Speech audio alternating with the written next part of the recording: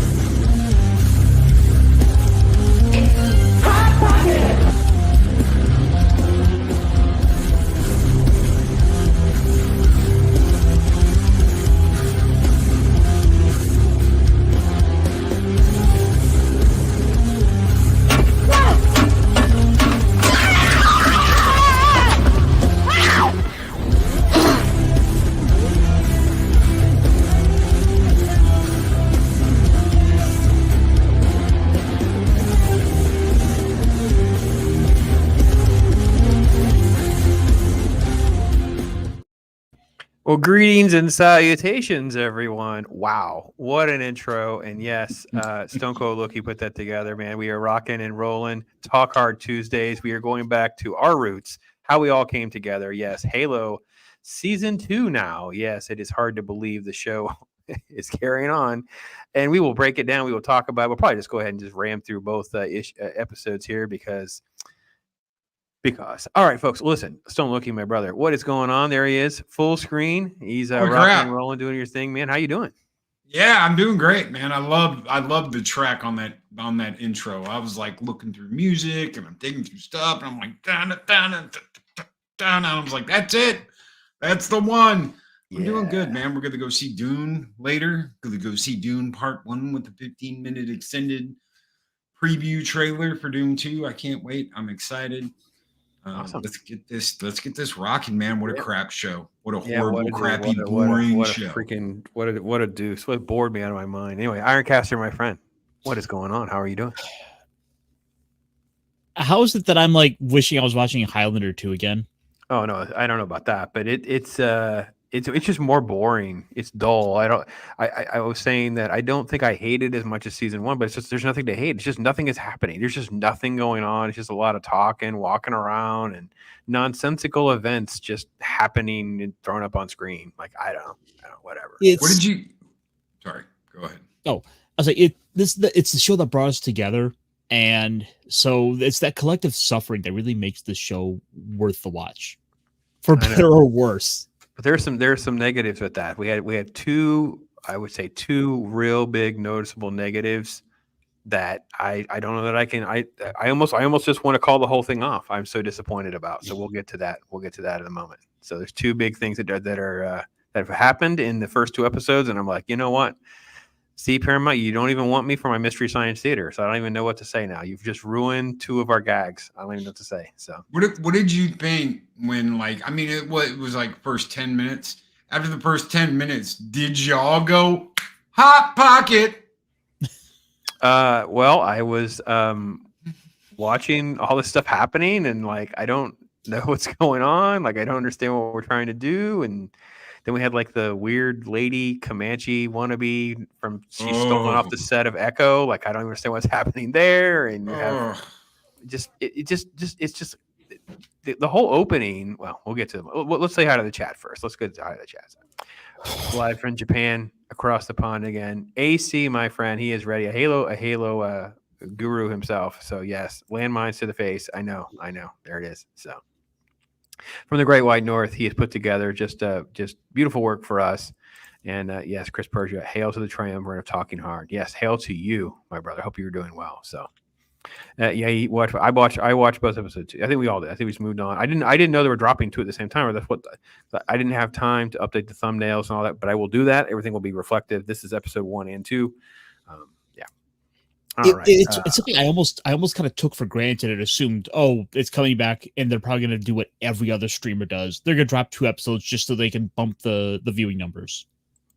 I guess in large part because literally there is so little that happens in episode 2. You almost kind of it's usually the other way around, right? Episode 1 has nothing, and episode 2 has a little something, and that's why they do the 2 episodes. But it's sort of like at least there's a little something in episode 1, even though it doesn't make any sense. But I don't know, whatever. So I think I know how this one's going to pan out based off this episode titles. I don't read episode titles. I don't want to know. Yeah, it's yeah. And yeah, I did my 5 Loki membership things. They let us give those away, so I popped those in there for everyone. That would be Zach's 2, Morning Haze, Cam Can, Geek Talk, Brandon G, and of course our very own Ironcaster. So welcome to that. So hopefully you guys will enjoy that to its fullest. Get in there and root around, find some videos for yourself, that kind of thing. So. Yeah, but they Chris, they let us gift 10 a month now. It's not everybody can, I guess. It's one of these things that I saw it pop in. I got an email, I can do it, and about usually the middle of the month and near closer to the end or the first, I do it one more. So yeah. First 10 minutes wasn't bad, just drags on. Luckily when I went to lunch before watching the rest. Yeah, just the first 10 minutes, just stuff's happening. All right, we'll go right to that. So the first part, I guess I can share it. We'll get to it. Chris, I'll pull that up just one second. I mean, I know we're supposed to kind of know what's going on, but there's no real like explanation on what's going on. Just stuff's happening. Like I have so little recollection of season 1. Like I completely forgot about the worms. Like in the intro here, in our little intro, like I'm like, that happened last season. Like Hot Pocket had worms. Hunter. That's a hunter. So if you remember the hunters from Halo, the worms are a hunter. So the hunters conjoin and come together and create a hunter. So that's a hunter in its worm form, which you never ever see in the game. You never ever see that in the game. So what was weird was all of this just jumps right into things. There's no recap. There's no idea what's going on. There's no context. We just have another mission. So when I was watching this first 10 minutes, like Chris, as you were saying, like it's not the worst thing in the world, but my brain was going like, what is happening? Like I totally don't get. Like, are we on a different kind of mission? Is it some other planet? Is it a coma dream? I have no idea what's going on. So Keely Chow's here. Hey to you, brother. Flaccid, awesome, great to see you. Yeah, season 1's brutal, man. Watch our rewatch videos. We gave them all bad names and had fun with that. So what is happening is the Covenant have decided that humanity is a stain on the entire galaxy and must be absolutely positively exterminated. They are going to glass every planet they come across that has human beings. That is their mission. That is their goal. They go in, they find out if human beings are on it with like a stealth elite team. And then they call in the big guns, and the big guns come in and glass the planet. This guy right here that's talking to her, he shouldn't even be talking to her. If you don't want to go, you stay there and die. Period. We don't have time to mess around with you. We don't have time to dick around. All my guys need to survive. And if you guys want to stay here and die, which is what they want to do, they want to stay on the planet and die because Miss Narnian says so. This and Echo, man. I tell you what, she was like some sort of like ripped right out of the Echo show. She just, if she was covered in some mud, she'd fit right in. Has a woodpecker. She looks like the Crypt Keeper.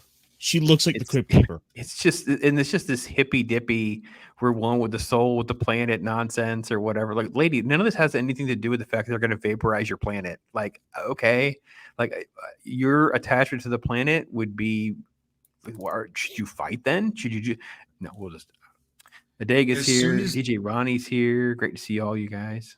As soon as they said no, you have 2 options.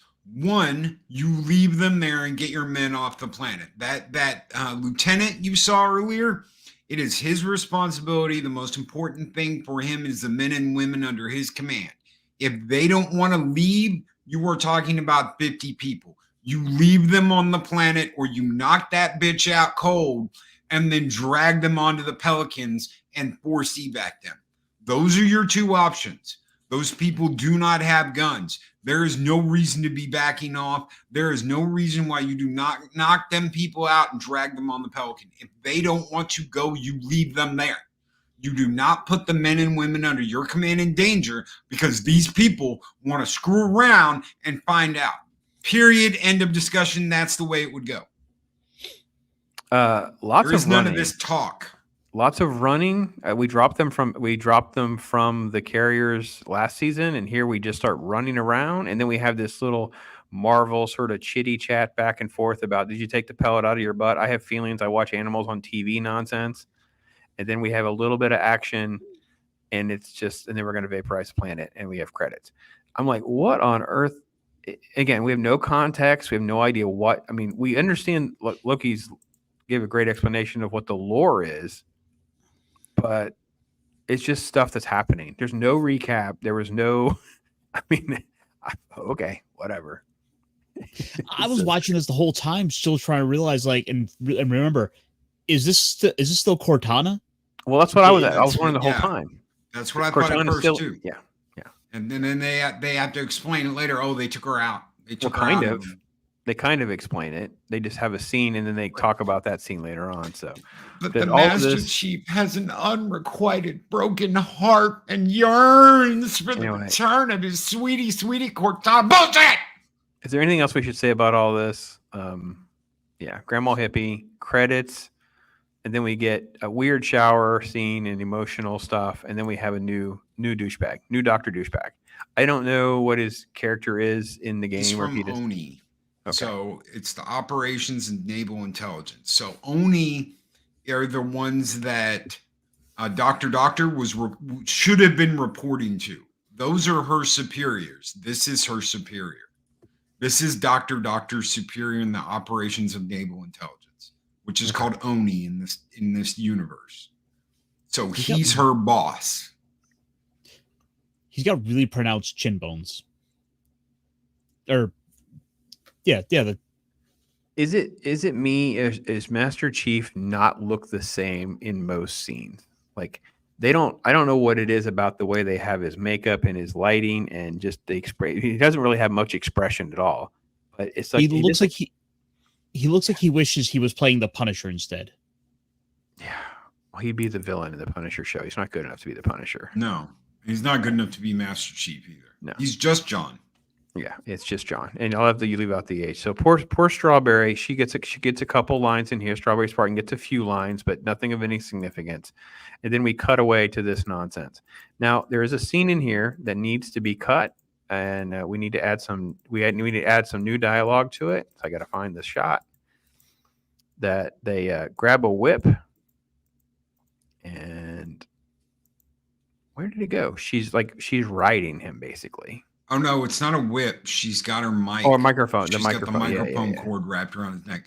That's not going to stop that big guy. There she is. And she's doing like a bantha on this dude. And I'm like, what on earth? So it's some sort of like auction thing, and not Dave Chappelle is there. Yeah, the MC looks like it's like Rosie O'Donnell trying to be Slash. This all felt like just like generic. It was like generic Beyond Thunderdome stuff, but this was never set up in season 1. So I have no frame of reference of why we're here, what's going on. We just see not Dave Chappelle and this weird lady auctioning off somebody, and we're like, okay, whatever. Yeah. AC was saying that.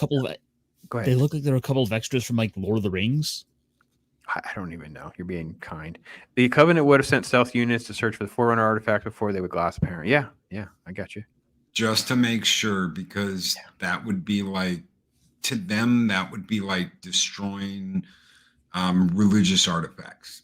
They won't do it. They worship them. So, Zax, we'll get to the haircut situations in these shows. Oh my gosh. Ackerson is never her boss in the lore. It's more like a rival, operated in different worlds too. Okay. Microphone cord. Yeah, this is like it was like a bantha scene. She's just like hump driving. What is like? Well, okay, Dwayne is here. Bull riding. Yeah, Dread Roberts. We watch it. Pablo can't act. He was great as Mad Sweeney in American Gods. Okay, well, I haven't seen it, so I don't have frame of reference. I will take Zach's word on it. So, I mean, the only thing that's really saving for it with her is the fact that they're a bunch of pirates, that they're a bunch of outlaws on the like outskirts of like civilization with no rules. So I can kind of give it a pat. It's terrible, but I can at least see justifying it in this setting. I don't have a problem that this is happening. There's just no setup or context given to us in the audience. We're just supposed to assume this happens and it matters. And we'll get to the only thing that matters is that this kid exists. And I don't understand how this is. Okay, so again, if you guys don't want spoilers, you're watching the wrong stream. So the whole point is he ends up with not Dave Chappelle to go on the mission so Dave Chappelle can be set up and trapped. How on earth can we play 4D chess and get from this scene to that scene to make that make sense? The writers made it make sense because they wanted it to make sense, but there's no way in reality that you go, okay, you're going to put him in this situation and somehow he's going to end up with Dave Chappelle and he's going to end up in the scene where they're on a spaceship and they're going to get it's just so dumb. I don't understand. Well, the lure was Dr. Doctor. Him bringing up Dr. Oh, I know where Dr. Doctor is. That was supposed to be the little, and if you go in there and you die, you die.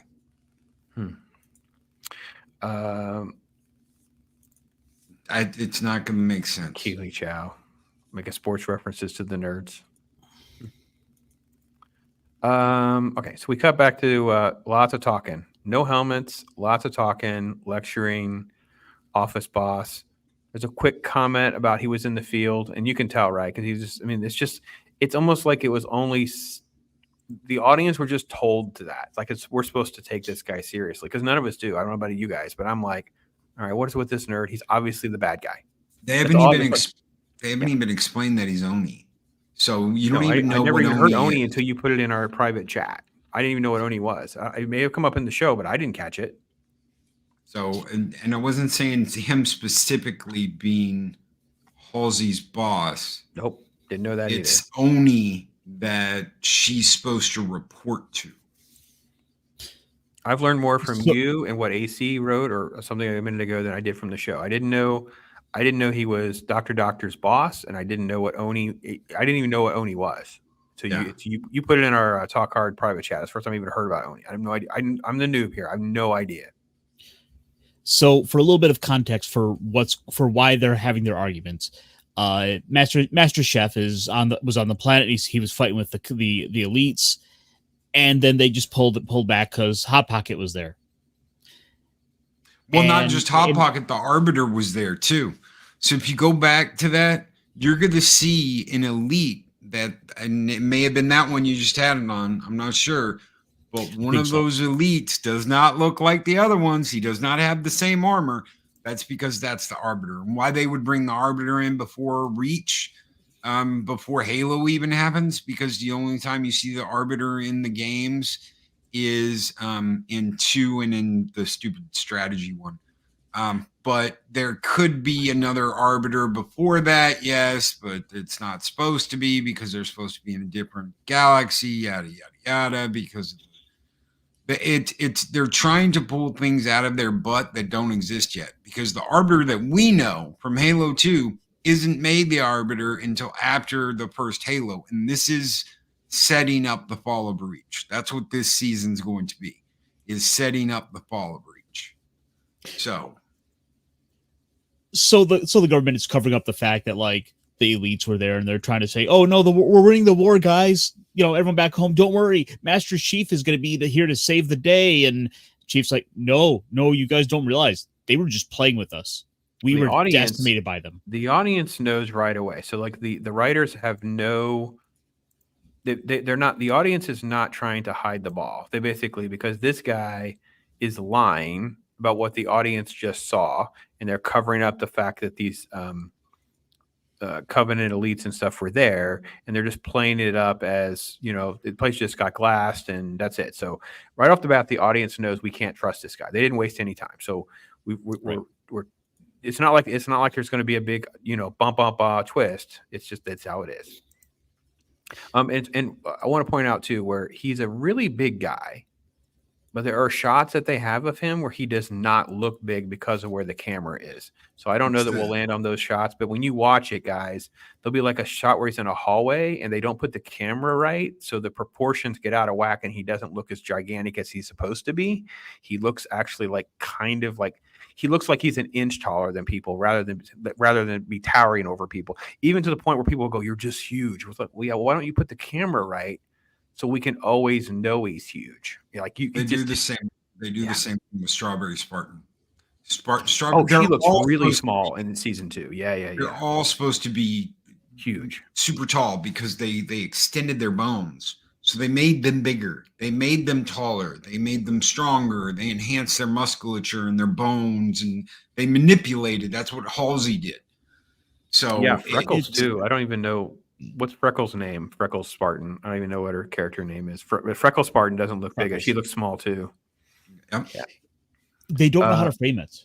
Yeah, they set this up wrong. Ackerson did not take over the Spartan program. He created his own program. I know that they both reported Oni. Well, I mean, look, they even can go that direction, AC, because it's just stuff thrown on the wall. So I'm not even going to try to say that's not in the way. They could just make a new program out of all this. But the Arbiter is the commander who led the attack on Reach. Wasn't called the Arbiter. Blah, blah, blah. Okay, yeah. Okay, but there are more than one Arbiters. Remember, AC? Yeah. So there's a bunch of Arbiters. So every time one of them screws up big time, the way they're supposed to redeem themselves is you become, if they're allowed by the council, you're allowed to become an arbiter and go on what is like a suicide mission. So you are the will of the council until you are basically put in a position where you can't win and you die. And then your name is echoed through the halls for all time in Covenant history, yada, yada, yada. It's for those of you who dumb. You are going to watch any of this, I will, and I'll give it a little bit of praise. That first 10-15 minute sequence, the fighting and the elites and all of that, this actually is not bad CGI and stuff. This was actually okay to watch. Trust me, there's horrible CGI. We'll get to it, but that wasn't that. I don't know if you guys disagree with me. I thought all of this was actually satisfactory. I'm not saying it makes sense. I just meant like as far as the execution of the CGI and the fighting and all that, it was all fine. So. I'll give you that should be mentioned. It's a decent enough bit that you're better off just watching on YouTube. Oh, right. No. I mean, like I said, you watch this. Anyway, we cut back over to not Dave Chappelle, who's going to have his interaction with the wife. So he's got and she's upset because like they won't bring in the refugees. So we're getting a little bit of that sort of messaging in this. Here's the thing, and this is what really is screwing me up. The general public did know. Okay, they lost planets. They lost industrial and farming planets, and the general population had no idea until after Reach that the Covenant was a thing. The military knew, but the general population didn't know. So this whole thing with, we've got refugees because of the Covenant. It's not like everyone knew the Covenant existed. The military kept it a secret. The military did not want panic. They didn't want people freaking out. So all these people knowing all this shit, no, it didn't happen like that. It's not supposed to happen like that. It's not common knowledge. Well, let me play devil's advocate that I was okay with that even because I felt like this is the pirate guy and the pirate planet, and it's like the outer rim of Tatooine people know, but nobody else in the galaxy kind of knows. Like, but it doesn't change the fact that it's all being covered up and hidden and betrayal, and because that's the reason why they got to take him off the game board. Like I'm writing their script for them, like the headcanon here, but to me this wasn't the worst thing in the world. I found this to just be like a complete waste of my time with the white wife, cringy, bleeding heart. None of this matters. Like none of it. And I thought, well, maybe this is going to matter, but it does not matter. So I don't know. I mean, the unfortunate thing is, like, with as far as this show is concerned, for me, I think anything with not Dave Chappelle here is the best part of the show. I think he's got a good bit of charisma to him. It's unfortunately wasted in this show. His story isn't bad in this episode, and he is at least trying on camera.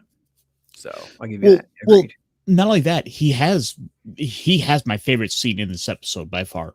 which which isn't saying much, but it's the shot of him with his son, where they're just kind of in the mirror, kind of like, look at us, we're two bad dudes. Yeah, that was good. That was a good scene. That's a very good scene. So yeah, like, 7 feet tall. Yeah, he's supposed to be like ginormous. Yeah, I agree.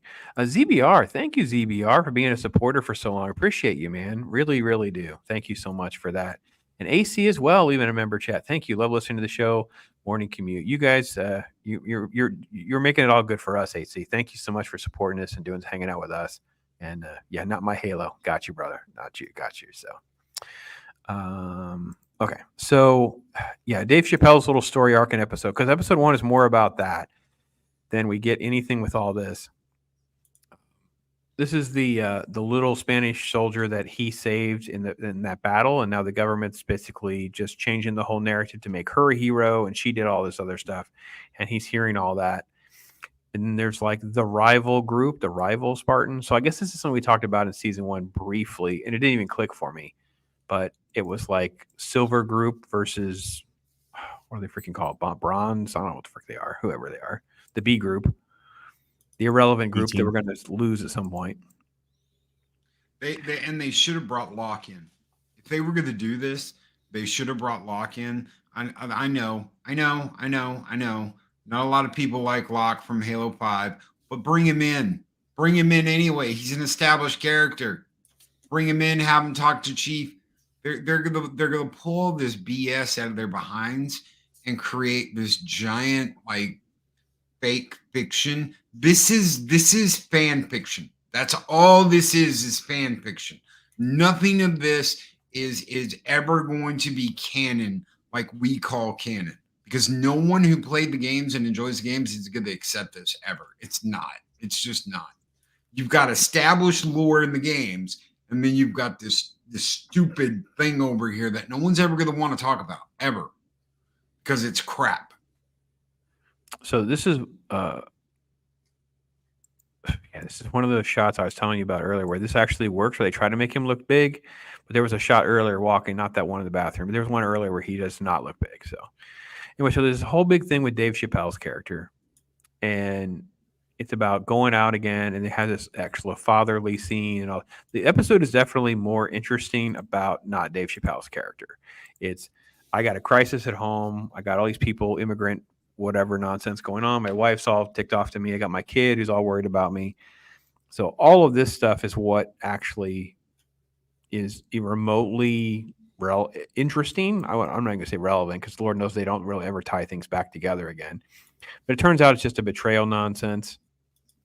Why was he walking around with like a freaking? Because he's going to a fun adult place with holograms to recreate Cortana at a holographic, I don't know what you want to call it, brothel. It's a brothel. Because he misses Cortana. Yeah. I can't stop thinking about her. Yeah. And in the elevator, he runs into what was her name? General POC. I forget what her title is.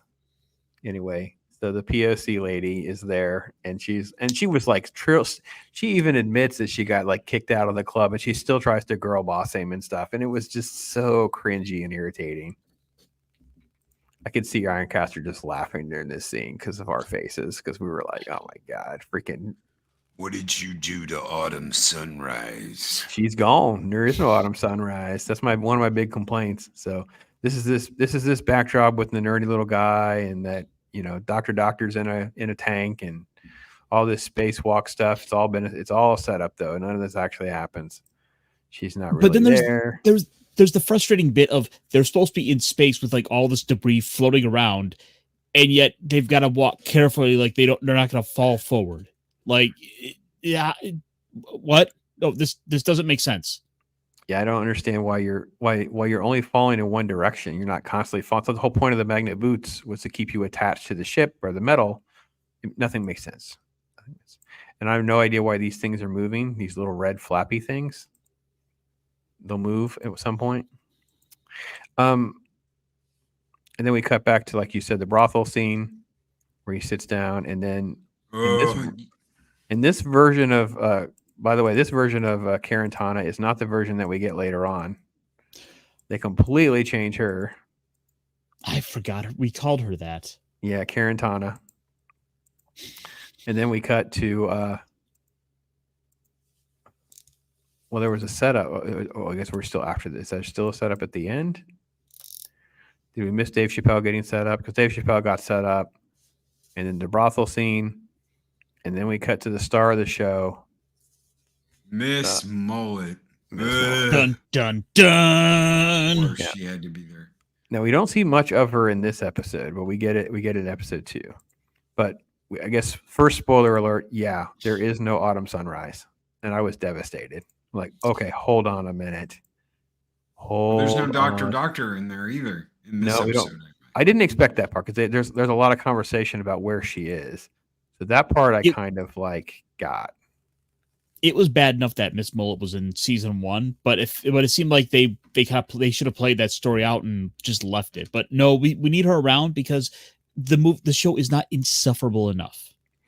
Well, should we just go ahead and spoil what actually is my bigger issue with it? They cut off the mullet. There's no freaking Miss Mullet. It's like there's no mullet now. I just gave her like the typical Asian bob. I'm like, I can't call her Miss Mullet now because she doesn't have a mullet now. Like, I don't even understand. Like, they're robbing me of Autumn Sunrise. They barely gave me Doctor's in it. Freaking, it was so okay. Well, let's just show everybody. This is how dumb it is. This is so ripped off, and like the audience is treated like we're completely dumb because they're all looking for her. This is where Doctor is. And the moment I saw it, I'm like, oh, crap, this is all such a waste of my time. She's not on some remote planet somewhere. She's not contriving with an artifact somewhere. She's not experimenting on it. No, she's just in one of those freaking AI simulators somewhere. And I'm sure the boss guy's got her. And guess what? Spoiler alert, boss guy's got her. Yeah, it was the whole freaking... They set all of this up in season 1 to not give you anything interesting. They basically told you what they were going to do. Oh, and they're sending in clones of her to play a game and then die in front of her. That's how evil and manipulative Mr. Unknown Man is in episode 1. Did you get, though, Ironcaster? I don't know about you, but did you get that that's supposed to be a clone of Doctor? Oh yeah, because they show you the clone. They show so Cortana. But I didn't get that right away. I had to get it a little bit later. I think it was the second or third time that I was like, oh wait, crap, that's supposed to be her. No, well, the thing that threw me off was the fact. The thing that threw me off is the fact that she wasn't blonde. Like, if it was blonde, I would have got it right away. But it's like, no, this is just like what the guy's daughter. He's cloning and setting in to show he's twisted. Yeah, or I just something. thought it was just some random kid. And then after the second or third time is when I'm like, oh wait a minute, I see it's supposed to be her. Then of course you get the tree thing later on, of course, which is like totally on the nose. But this first scene, no, this is my point is, Loki. This is how bad the writing is. It's like for a noob who doesn't understand, I'm not picking up any of these breadcrumbs they keep laying down at all. They never cloned her in the game. They never did a whole bunch of clones of her in the game. Cortana is a copy of her mind. Never a clone that they sucked all the juice out of or any bullshit like that. The way she created Cortana was infusing Forerunner, Covenant, and human technology to create an AI that was better than all the other AIs. Okay, so they already had AIs. They had shipboard AIs. They were supposed to be confined to ships. She created the first one that could be small enough to go around in a Spartan's noggin, and that's Cortana. She used Covenant, Forerunner, and human technology to do that on Reach because she found a Forerunner installation on Reach. So that is the official history, not this clone bullshit. But as soon as they sent her in, I was like, that's a clone, isn't it? And then her nose started bleeding. I said, that's a clone. It's going to die here in just a minute. Bloop, dead. Yeah, I knew that was the nosebleed. That makes sense. But then, anyway, so Lovely Sherry. I had figured I figured the clone thing out was. The clone part seemed obvious. Like, oh, they're going to keep doing some weird sophisticated, some weird thing here just to mess. They're try to break her down. But it being a clone of her was the part that I did not consider. Because she had experimented on so many kids in season 1 in the flashbacks. I just assumed these were just like random kids or other kids or new kidnapped. I didn't know. Nothing was spelled out for me at this point. So, and yeah, maybe they did. Maybe they found out about our nicknames and they cut her hair. His last comment is gold. So all Flash cloning was done during Spartan 2 program. Replaced all the kids they kidnapped on Oni. Found out Halsey sanctioned the Flash cloning. They axed her from Oni. Okay. Right. So all the little kids, John and Strawberry and all that, were replaced by flash cones like this girl that died shortly after they were switched. So they kidnapped the kids to make them Spartans, and then they left a flash clone. And their parents thought, oh, well, my kid had brain cancer, my kid had whatever, because they started breaking down right after they were left there. So this is the shot that we should clip, and then it should just say, "Talk hard." You guys are really watching season 2. That's what they should say. And yeah, and he just again, yeah, flash cloning was banned after the Spartan 2 program. Ackerson never did it either, and they never released who was taken. They never told the parents who were taken, so the parents never found out. It's one of Oni's little secrets that they kept. So it was a big no-no. So the reason I hated all of this is because Loki has railed so much against the show and how giant the Spartans are supposed to be, and how, they're supposed to be these incredible, you envision like The Rock and Gina Carano's and these incredibly massive and trained, and we get this little mousy weird girl who's we're supposed to be we're supposed to pick up the fact that she's supposed to be some tough girl because she's got a bad attitude and a whole bunch of scars and crap like that. But she's so small, relative speaking. I was so disappointed that they would even bother showing all of this. It's so dumb to me. She looks like she would lose a fight to a pack of crackers. And by the way, Strawberry Spartan continues to deliver. But okay, go ahead. There's a story. I think it was Kelly. I think it was the Spartan Kelly. So all of them had first names, and they all knew each other's names. Eventually, they get replaced with the number thing. But they never put the butt pellet in or whatever. This is the thing about the difference between the guys and the girls. The guys are strong. They're badass. Girls are just the same, except for one little thing. The girls are a lot faster than the guys.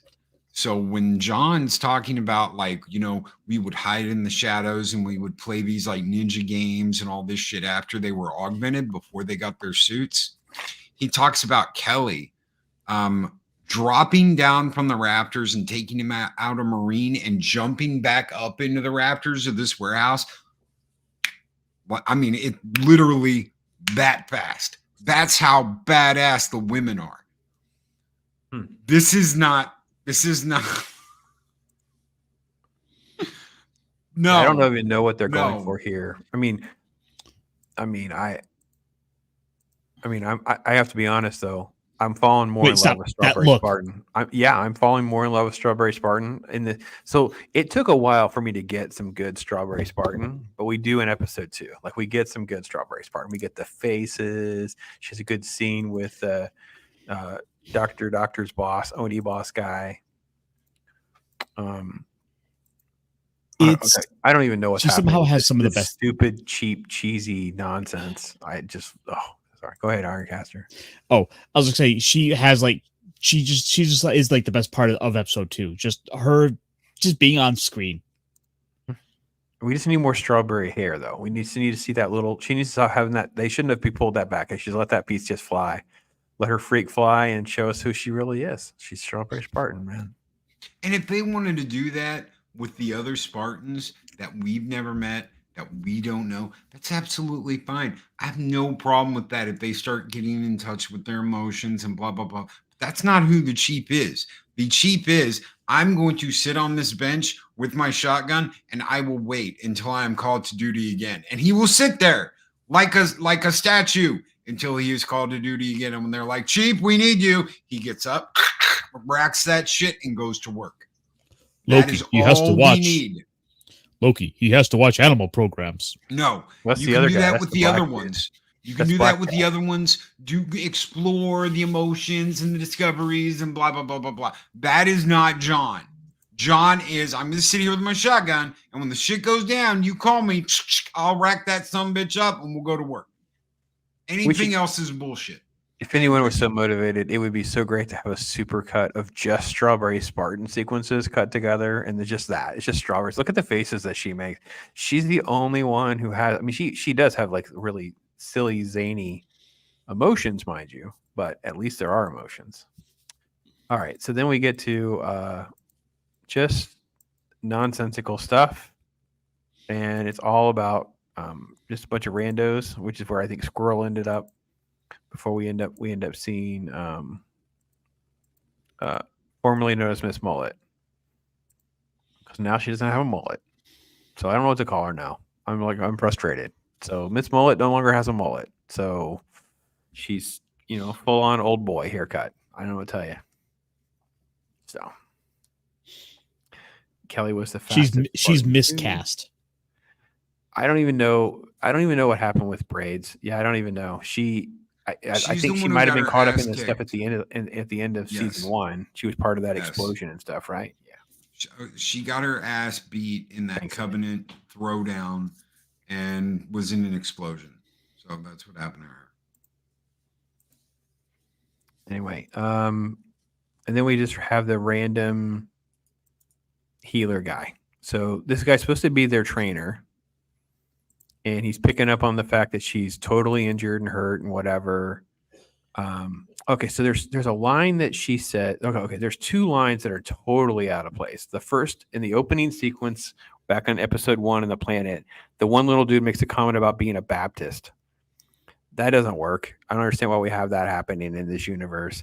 And then he makes some sort of like "I got you, girl" line or something. Another like Americanized slang that doesn't work. Or like these, I know I'm nitpicking, but it's the same thing like in the Disney Star Wars when they use the curse. It's not really that big of a deal. Curse word "damn," but in the Star Wars universe, it doesn't make sense. We're in a world of bantha farter, and everything else, and those words just kind of take me out of the moments. So that was the weirdest part for this scene. I didn't have a problem with the scene otherwise, but this guy and what he represents, this is actually a thing, and I am actually glad they put this in there, because a third of the Spartans died, and another third of them were disabled to the point where they couldn't fight.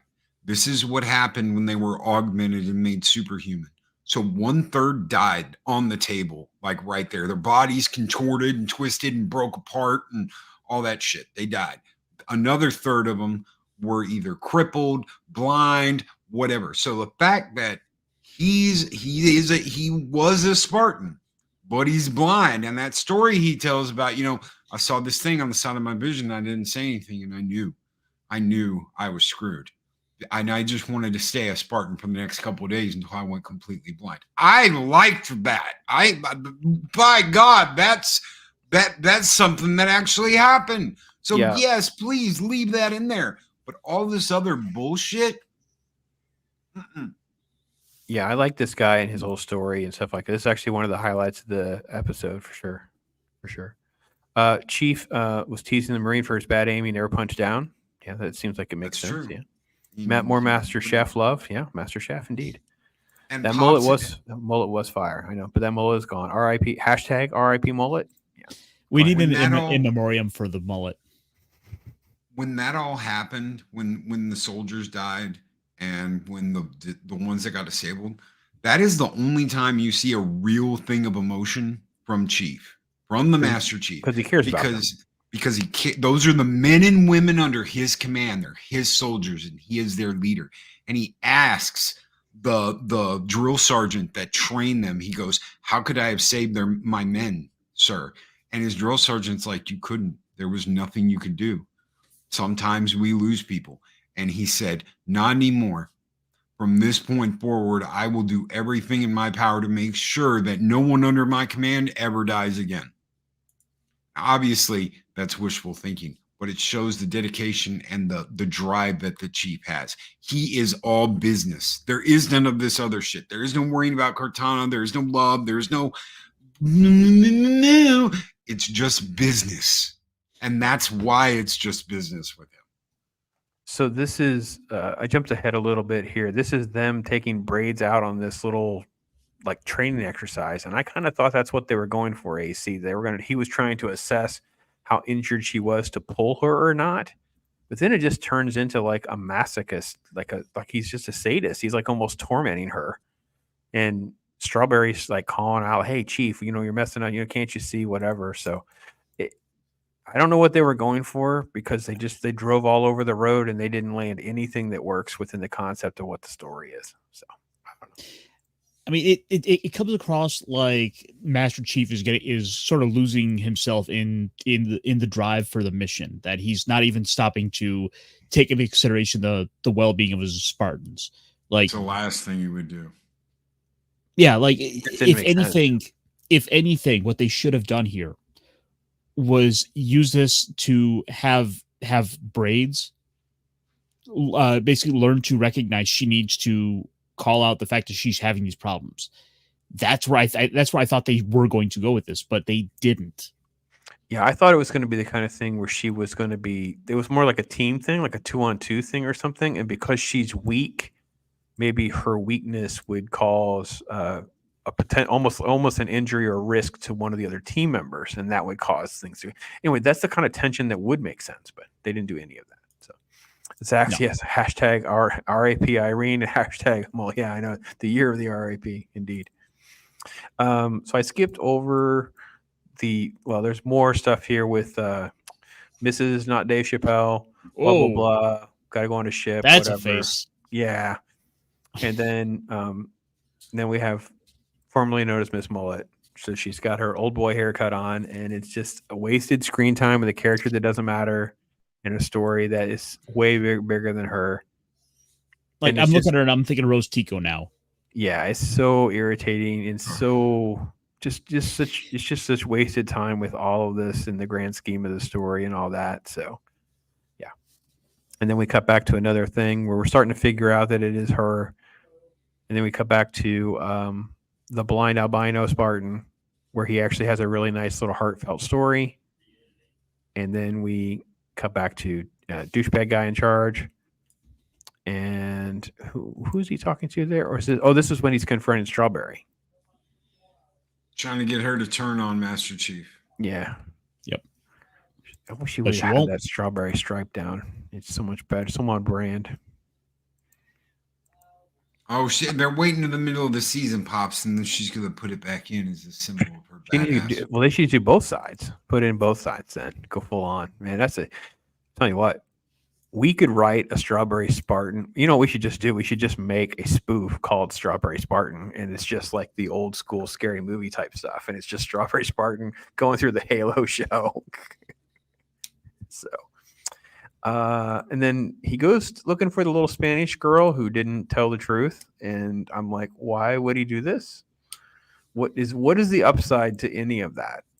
Like, I don't understand, because it's just, this is just, I actually was paused and I thought to myself, okay, what would be the thought process? What could he accomplish? He gets her to change her story. Will that change things? No. If she does, but what does this do? It doesn't, there's nothing. There's just nothing here. Like, I don't understand. It's just, let's have a dinner party.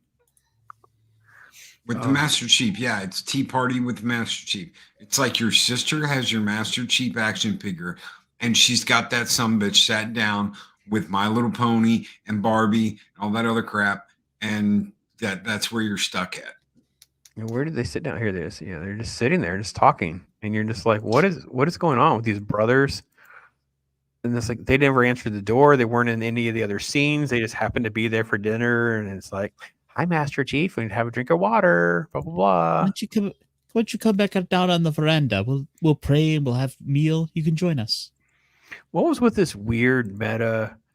You know, what's your kill death ratio reference? Don't you play Spartan Attack or something? That was a weird meta reference. I mean, is that a thing, a game within the game kind of thing?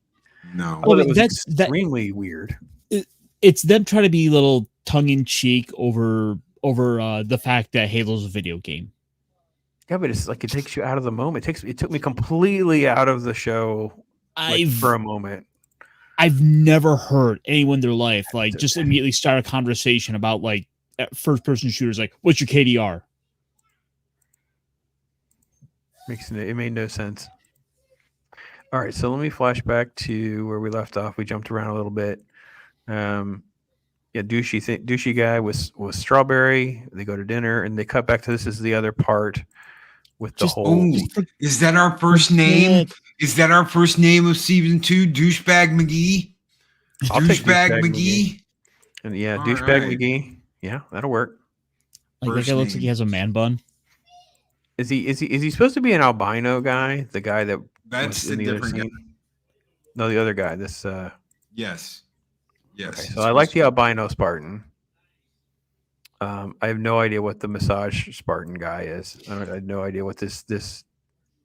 He's basically saying, just your pain. Just forget your pain. Don't think give me about your it. You'll be pain. fine. Yeah. He's. Wax on, wax off. It's such a silly, weird California yoga thing that's happening. I just don't understand. Then we go to dinner and he's tapping his fingers and he's stressed, never says hardly anything. And then they have a quick little conversation, and then we cut back to Halsey and douchebag McGee.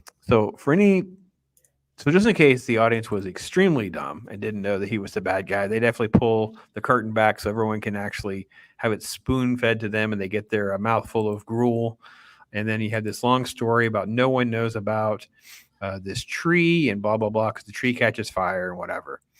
Then we intercut him going to see Carantana, but it's not. Hold on. Go back to Carantana. Here's the tree.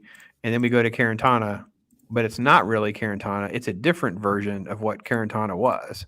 Because that's not the same chick. Yeah, so completely different actress to play it, or it's not Cortana, it's somebody else. Yeah, because she's completely different than the one that was at the brothel scene, even. Do you think they intentionally did that? Well, that's not her from season 1. You can go back to the intro that we've got. That's Cortana from season 1. That's not Cortana from season 1 of this show. Could this be an intentional nod to them suggest that like he tried to recreate her, but he didn't make her right? You think? Like, I think they might have done that intentionally here. I don't even know what they're doing. It doesn't even make sense. Like they're just. It's just such a show that's just a mashup of stuff. No one is in the room going, what is the throughput? What is the story arc? What is any of these characters supposed to be doing or growing or changing? Instead, it's just like, it's gobbledygook of stuff. What's the whiteboard effect? Yeah. It's the whiteboard effect. They just threw a whole bunch of ideas up on a whiteboard and then threw all of it against a wall and saw what stuck. And yeah. So in hindsight, they're going to pick up, what they're going to do is they're going to say, this is this person's story arc, because they're going to look at 8 or 10 episodes, and this is what actually, it's all these things that happen, but there's no real change. Like Braids is still going to be the angry, small, relatively broken Spartan in the grand scheme of things. Strawberry is the cute, innocent one who kind of like is real, like morally trying to do good in the grand scheme of things and loves Chief and whatever. Chief is just going to be this bland, generic, stoic character that has feelings, and none of us care about his feelings. We just want to see him, fight things. Kick some ass. Yeah. Yeah. And by the way, if any of you are asking or seeing that I may have missed it, there is no action. Just so you guys know, the training sequence is the closest thing to action in this episode. There is no action. Well, I didn't skip it. Well, of course, we have to have Miss Mullet like pulling out her little earplug and then stabbing a guy in the temple with it. Oh, yeah. Was that it? Did I skip over that before? Yeah, probably. We blunked and we missed it. It was like of no consequence. I don't know why that's even in here. Yeah, it just anyway, there's a reference to Reach, and this is the stuff that's happening. And he basically is like, we're going on a mission to go get the Cobalt team because they were sent out, and the government, douchebag McGee, is covering up the tracks of what actually happened on that mission. So I don't know. It's on the same planet. It's on Reach, yeah, which means the Covenant's on Reach. Yeah. So that's kind of what happens at the end. He's all weird. Well, I don't even understand why he's weird. Why is he weird about just telling the truth? And just that last scene with the that is the stupidest scene. Why are these soldiers? These are regular soldiers. This is not the Cobalt team. He just sends them. Their commanding officer is just, okay, A team, go. And they all die. Ah! B team, go. I'd be like, hell with you. But I'm confused. Not going in there. I was confused because all the talk was about the Cobalt team. And then we cut to a scene that's not the Cobalt team. It's just regular dudes. And then they're being like led by a complete coward. I didn't understand what was happening. Sir. Were these the rifles that had the flashlight built into it, or no? Yeah. Pretty sure they are. And they send them off into the dark to not even use those. Like not even throw a little Pocket. glow stick out. And when she steps forward like this, I went, hot pocket. She isn't quite as hot pockety as she was in season 1. God, it's like they so want to have that Darth Vader hallway scene. Yeah.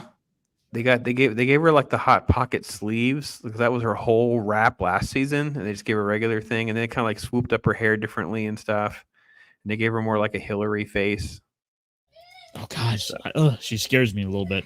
Yeah, well, she's supposed to, and she's going for the glowy thing, and that's our credits. And why did she say please? There's a stupid line about her, something like move or something, and it doesn't move, and then she says please or something, and I'm like, why would she even say that? Like, there's so many moments like that where like, why do they talk like this? Why is this line there? Why are they doing this? It's like the whole freaking show just totally stinks. Because evil will always triumph, brother, because good is dumb. Yes. Well, that is way more clever and funnier, than most of this show. So, but Loki, before we let you go, because you've got to race off to go see a much better movie.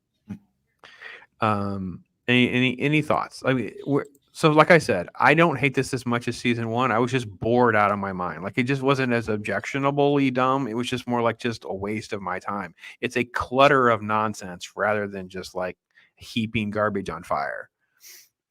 I know that's a very fine line, but it's just like there's, season 1 is way worse than this.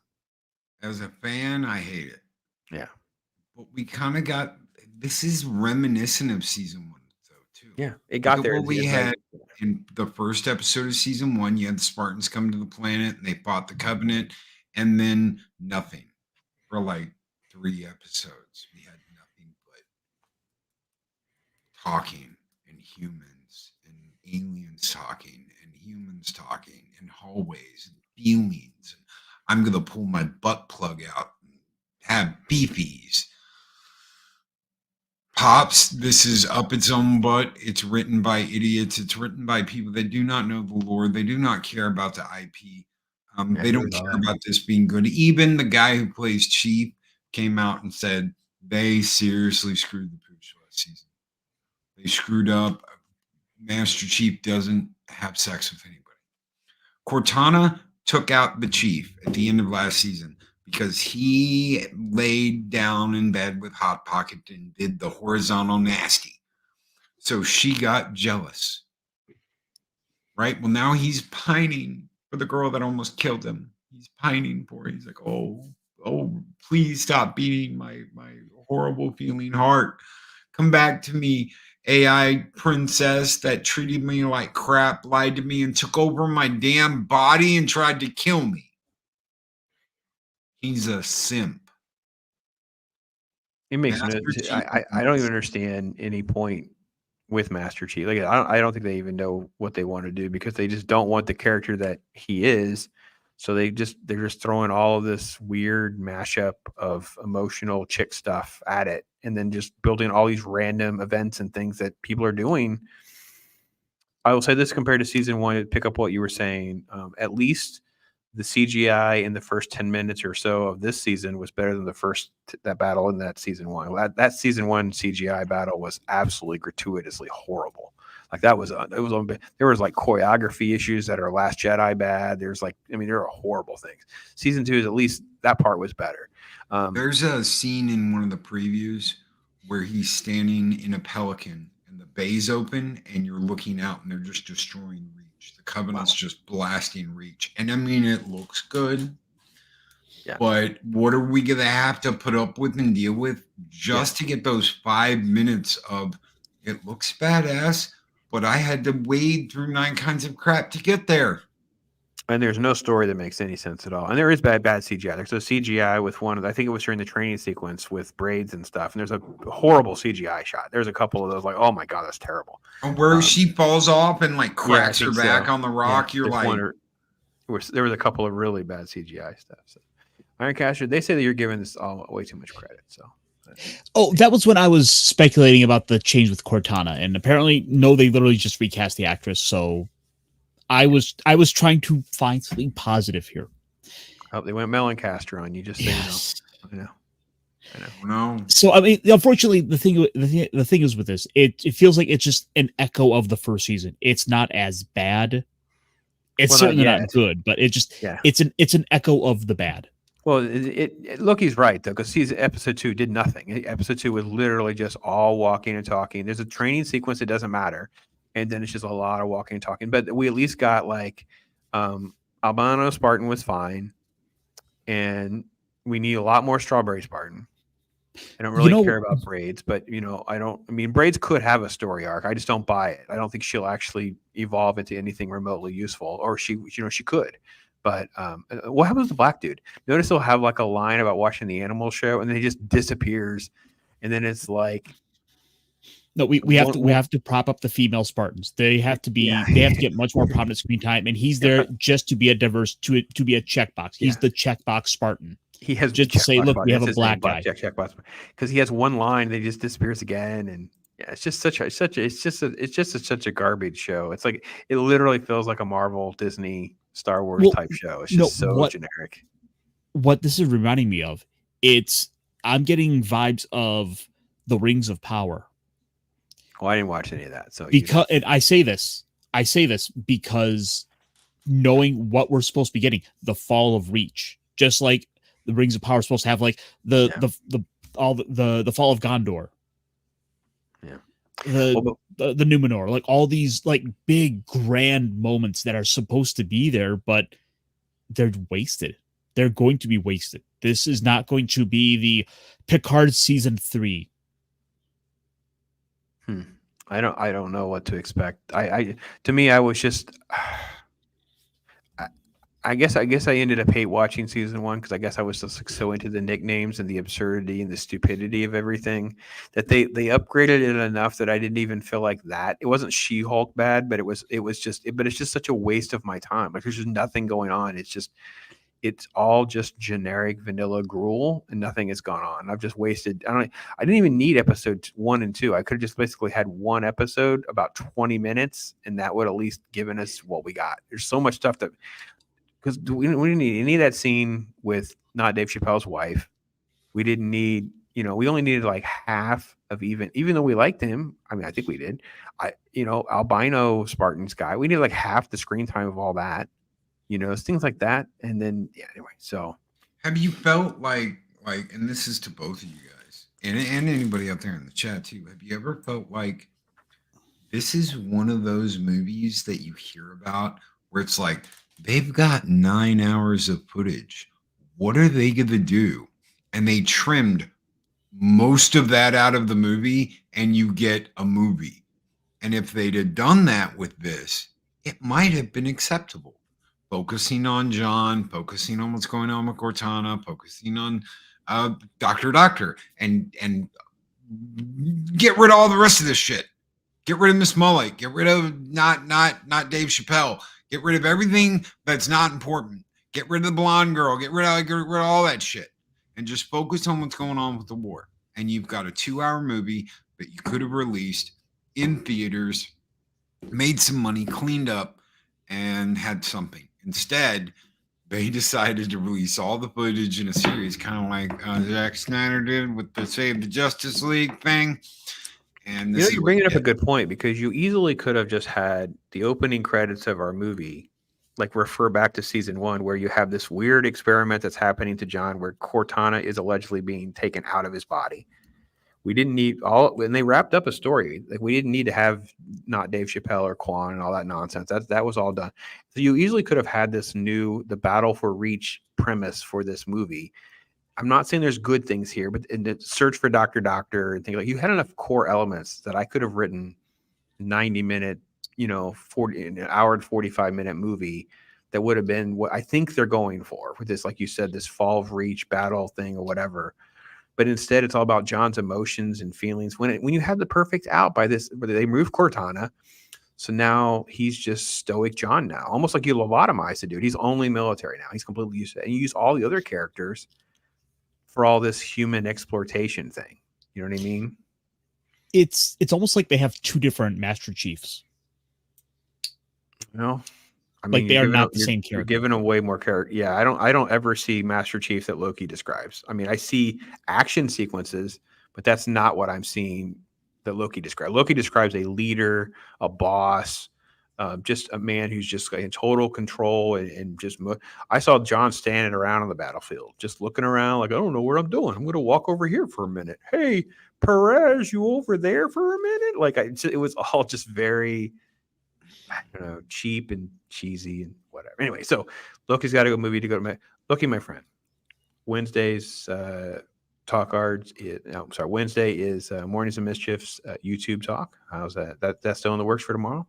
That is still in the works for tomorrow. All right. I have talked to Mexican Iron Sister. She did not send me that message this morning, so she will be on this Thursday.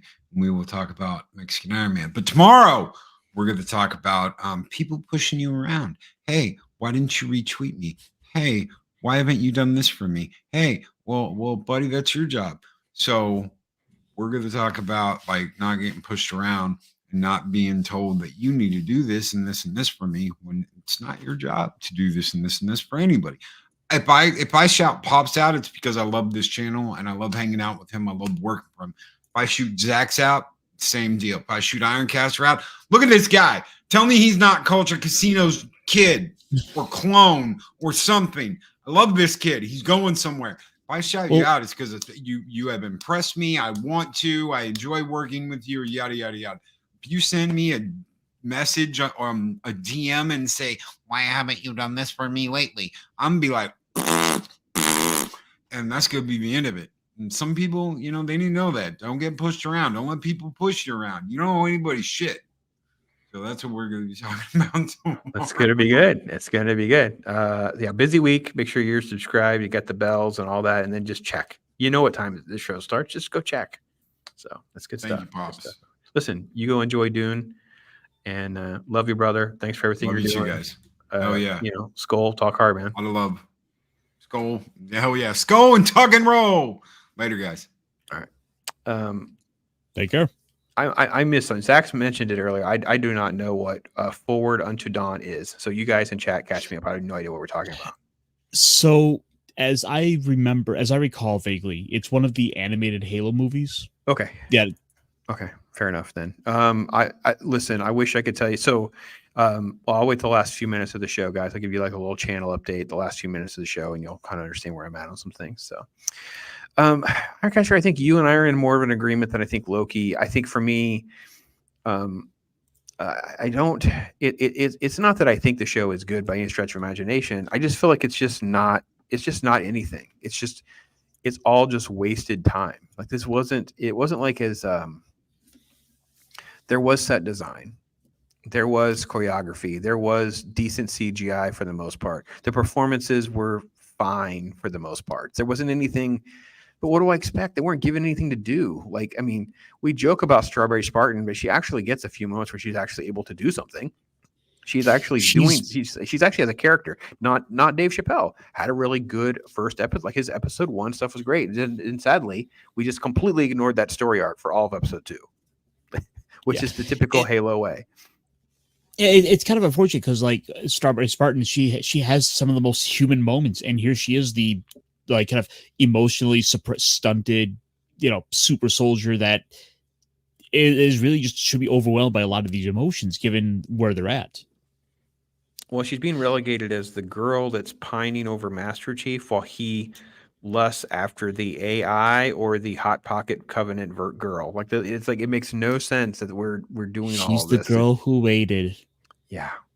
So anyway, the show is just crap.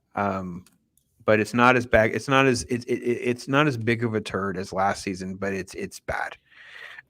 So hopefully you guys are enjoying watching it. We watched this so you didn't have to. Next week we do an episode 3. I assume they're not dropping 2 at a time. But shows do that now. But there are shows that do that now. So they couldn't be shocked by anything anymore. but yeah, that's kind of the general gist of it all, that kind of thing. So, Ironcaster, what else is going on for you, my friend? We were talking comic books so much before we started, guys. We went into the show with almost like a distraction because we were all like, they're all show and tell.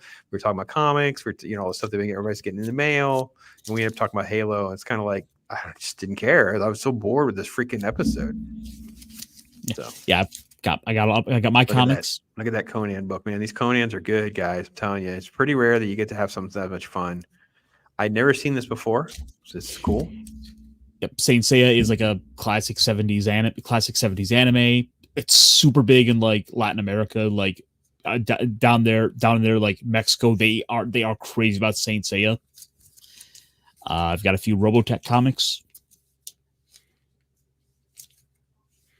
Yeah, that's good stuff. And yeah, there's so much good stuff out there it's outside the mainstream. I mean, heck, even if you want to talk about something that is popular and big out there, it's anime. Anime is where it's at right now. Like this is like an amazing season of stuff.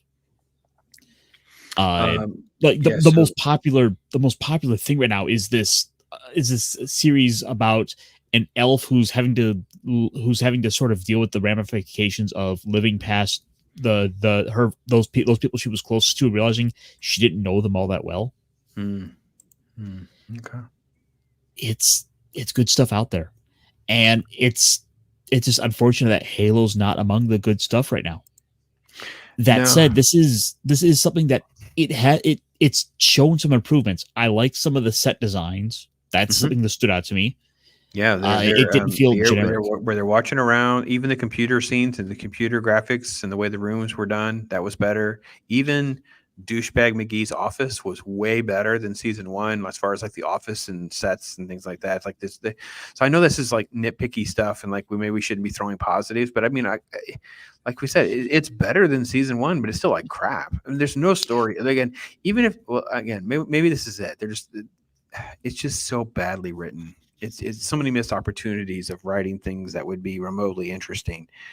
Cannot believe you go through that incredible amount of time for not Dave Chappelle and then just don't do a minute of it for no reason. There were so many opportunities to just cut to that instead of watching Douchebag McGee.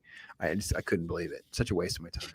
So, well, I mean, the thing is though, for us giving out any praises, like we have to remember to do that now and then, to not just say, oh, we just hate everything. No, there are things we like.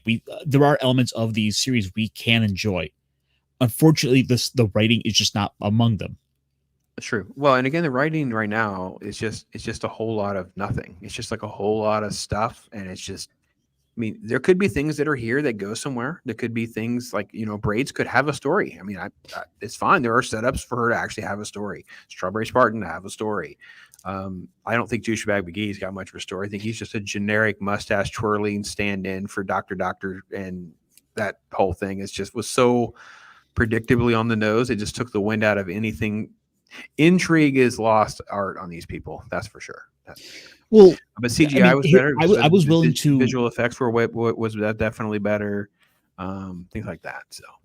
Yeah, well, they kind of cut back in many aspects with some of the special effects. Like, you remember last season they had those awful like acrylic screens they had for their computer displays. Well, remember how there's nothing in the room. Like the rooms were just void. Like there was these random offices where like sets were rolled in the room, and it made like Star Trek TOS look so much more complicated compared to this, and it was almost blasphemy and shameful. And this season didn't feel this season so far doesn't feel that bad. Now, I'm not saying it's good, but at least it's not that bad. It went from like noticeably bad to it's starting to sort of blend into the background to where we can kind of like easily look past these things, where it's easy to forget.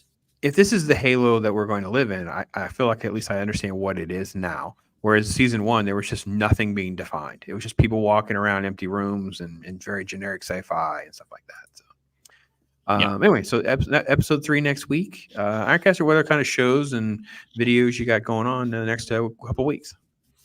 Well, let's see. I'll be on with T-shirt in about an hour for our little midweek in geek, where we're talking about a little bit of the Wizards of the Coast news, because there was apparently some rumors that about the release dates for the new Dungeons and Dragons books. There was some updates with some of the localizers. We had, there's a bunch of little stories all over. We're just kind of doing a little bit of a sort of news roundup sort of thing, and we'll see what we get into. And then Friday, I am looking forward to Friday because I'm over with Nick Weiser and the boys for the comic shop talk, where we're delving into some good comics, I dare say, because we're delving into the 82 or 84 Wolverine miniseries, the Chris Claremont, Frank Miller. Oh Lord, that's one of the goats, baby. That And Nick is someone fantastic miniseries. And Nick is someone who he hasn't read that, so we're getting people in there who are reading it for the first time. Yeah, no, I did a whole good, bad, best of Wolverine. Yeah, that's one of them. I mean, that was one of my early finds, and good stuff. All right, and then of course Saturday is the Week in Geek with T-shirt, and then where we will no doubt be talking about Wizards of the Coast because they sure love to do things, and there's still plenty of time of the week for things to go. And then of course there's my little buddy Charlie who will be on with Snowdub and the other puppets for the Cotton Council or whatever's going on this week for them. That's awesome. Chris has got our link there, so you guys can make sure you follow Ironcaster on over for that. All right, folks. Well, so channel update, if you will. I just don't have time right now to do a standalone video for it. I got a couple things uploaded, so we'll get that together for you guys. But yeah, the day job stuff shifted around. I'll be working from home, which means I have limited computer, internet, streaming options, and that will be being tested and looking for a possible upgrade there and those kinds of things. So it's almost like a week off for Pops. It's sort of like a week to figure out what I'll be able to do, when and how. Talk Hard will be here next Tuesday. There will be a Watch Your Story this week. There'll be a video or two tomorrow. I may just move a couple of those and spread them out just because that way there is content for each day. I may still be able to work on some of the short stuff I've been playing with. But as far as being able to make a lot of new stuff, and definitely can't do a live stream in this week. Just life can change. Life can throw you some curveballs, some things that are unexpected. Doesn't mean I'm shutting the channel down or anything like that. Just I talked to Loki about it, and it's like, you do what you can do. Like there's certain things that can happen. So I'm looking forward to it. I'm very happy to be able to be home more, spend more time with Mrs. Pops, be there for her. She needs me in a pinch. And she's been super supportive. And it also means I'll be able to spend some time, which I have been doing, working on my eBay store, which is what I'm going to keep. I originally talked about making my own website and going that direction. But at this point, I've invested so much time, energy, and money in what I already have. That's what's going to be there. But for you guys, if you found something you wanted in there, it's easier to just, make the transaction away from eBay, saves me the fees, and hopefully I can cut you even a better deal on something that you want. And I'm already at the point now where I'm ready to look at maybe an order form, maybe start creating things like you guys, a wish list, get a list from comics that Ironcaster is looking for, and maybe I become his vendor so he doesn't have to, worry about missing one or something like that, just because it's an area that I enjoy doing and trying to figure out how to expand in. So well, seeing as how you are talking about, I am actually looking for Saint Seiya #1. Okay, and Saint Seiya #1. We will see what we can find. I don't know. We'll see. I had some good luck. I've been out to a couple of different stores. Actually, Mrs. Pops has been even when are we going back to? There's a store in Leesburg, Florida. So that's the one that I had found. I had a really, really retro feel to it all. It felt very like a 90s comic book store. It felt they had sports cards in the middle and boxes, everything you think of. So she's eager to let me go back there. My daughter, I got a daughter getting married. I have all sorts of stuff going on. So now may not be the best time to go drop in $100 or $200 at some random not non-investment stuff, more like impulse buying. So I have to be a little more strategic in those kinds of things. But guys, it is fun. It's been fun to sort of go back to our Halo roots a little bit. I'm not going to tell you I don't sort of have any ill will to the show in that regard, because I do enjoy it in the sense of it brought us together. It'll always be special now because of that. But man, it was a struggle to get through the second episode. I was just done. I've given up on a lot of other movies lately for less. That's for sure. So, but with that, what else, Ironcaster? Oh, I was just gonna say if I had just started watching this and it wasn't for any show like this, I would have dropped it after this. But I'm willing to go through it with you guys because I do have it is at least fun to kind of come up with the names and kind of like sit and speculate. Oh, what are they gonna call it? What are we gonna call this character? Like, I bet I can come up with the name first, and then in our DMs earlier, Loki's like, I'm throwing the names out again, and Loki's like, no. He starts calling him master chef because I started throwing it out. He's like, you got me doing it now too. Yeah, AC did. Yeah, you get credit, AC though. You called her braids. Braids is pretty good. That kind of sticks. I think we're good with braids. Yeah. So yeah, it's. I got to be honest. I don't even know their names. I think one of them is Riz or Rez, and what I know, Strawberry Spartan's name is Kai because she had so many lines in the second episode that it had subtitles, and it had her name is Kai. I'm like, oh okay, did not know that.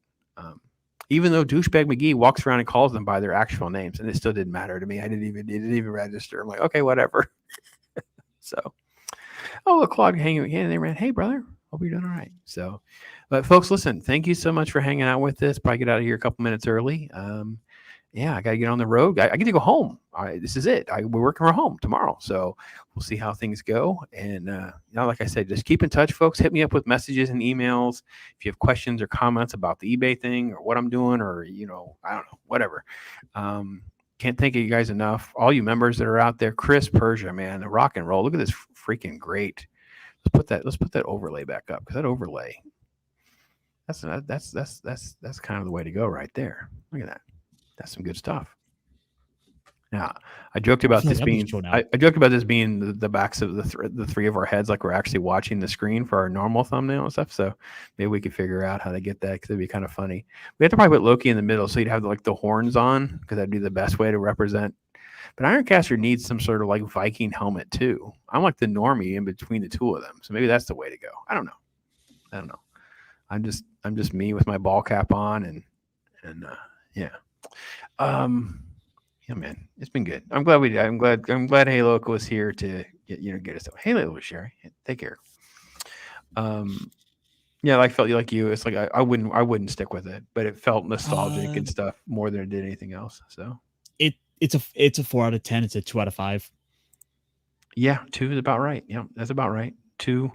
And yeah, it's like, and it's pretty much the same as season 1 in a way. It's just a different kind of bad. It's just more bland and generic right now. It's not like it's as off-putting or making me angry as season 1.